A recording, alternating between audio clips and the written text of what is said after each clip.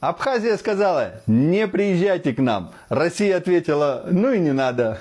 Мировые новости. Когда тебе говорят уходи, уйти бывает самым громким поступком. Абхазия, похоже, этого не ожидала. Сначала бывшая чиновница Министерства туризма Кристина Лакербая обрушилась с претензией, мол, нищие туристы из России, питающиеся дошираком, нам не нужны. Потом потянулся глава фонда кино Басария.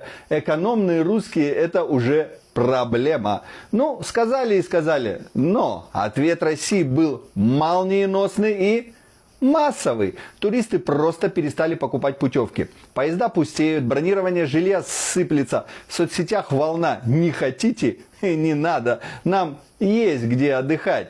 И что вы думаете? Абхазцы начали выкладывать видео с мольбами. Не приезжайте к нам, езжайте в Сочи, в Крым, в Хыбсту. Не приезжайте особенно. Но эффект вышел обратный. Люди всерьез обиделись. Особенно те, кто помнит, сколько денег и помощи Абхазия получает из федерального бюджета России. Каждый год. Комментаторы в сети разделились. Одни поддерживают бойкот. Мы к ним с душой, а они нам по карману. Живут на нашей пенсии, а ведут себя как князья.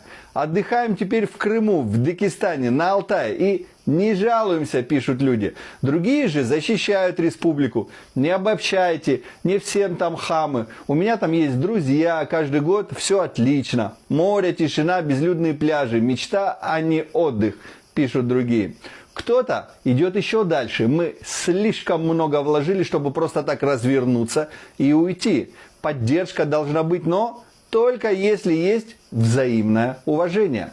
Но главный вопрос не в туризме, а в доверии. Его ломают быстро, а восстанавливают годами. Если Абхазия хотела туристического суверенитета, она его, возможно, получила, но только по чьей инициативе и какой ценой? Друзья, а вы как считаете, Россия действительно должна обидеться и уйти? Или все это раздутая история и на деле ничего не изменится?